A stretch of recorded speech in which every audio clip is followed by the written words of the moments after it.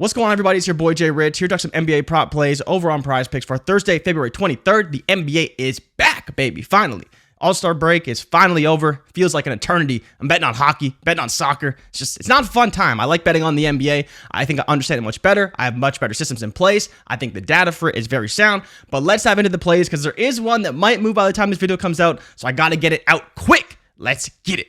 For all the high-flying action, take a step back and relax. It's time to count that money, the NBA props. No look any further. You know what time it is. Presented by PrizePicks, NBA props. Let's count that money, man.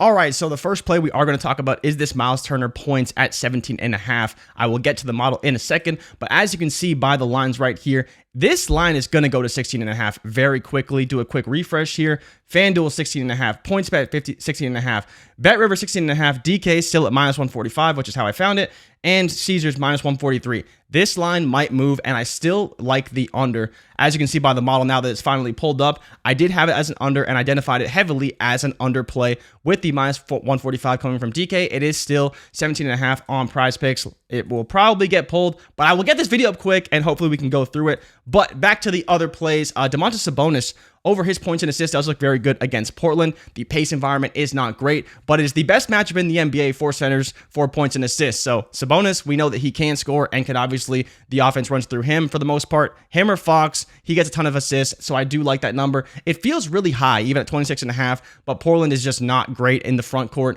and I know that Sabonis can definitely get plenty of assists. So, he's a guy that has double-double potential just from points and assists alone. So I do like that quite a bit. And like I mentioned, the matchup is great and slightly skewed to the over as well for Sabonis. Then you have Joel Embiid blocks and steals versus Memphis, minus 135 to the over. So we're leaning on the sports books here. It's also a very good matchup. Second best in the NBA. They average allowing about 3.6 per game. Joel, he's been averaging right around 2.4 over the last 5, but in this matchup, he should be able to take advantage of the matchup against Memphis. So I do like Joel Embiid, and the data from the sports books also supports that play as well. Desmond Bane, same type of scenario. Philly defends the point guard the best. So Ja probably going to get locked down.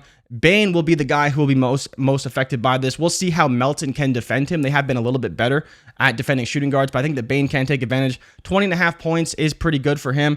We'll see how they ultimately decide to play. Could be a slower pace environment. Memphis, Philly, you think it'd be faster, but Philly just plays so slow, man. But I do like Bane a lot. Obviously, three-point shooting is there. The sportsbooks tend to agree at minus 130. The matchup is, slightly in his favor. And, I only ever projected for right around 22, so nothing crazy. But Bane has been playing well. We took him before the All-Star break, and dude absolutely smashed. So I'm willing to take him again today. Jason Tatum's rebounds and assists, riding that heater off the All-Star Game MVP. He did score 55 points, but this matchup really lends itself towards rebounds and assists for Tatum. He's not going to have to score a ton. Now, he could still score 40, and he may ride that heater into this game against Indiana, who is awful, but I think that he will also be able to do it on the glass and get assists as well. So I think I'd be willing to run the risk that he's not going to have to score as much in this game. We'll do more on the boards and getting assists and facilitating. Minus 135 to the over on DraftKings for that. Then, like I mentioned, the Miles Turner play under the 17.5 points if it's available. And the spicy play of the day is Luka Doncic under his rebounds and assists at 16.5.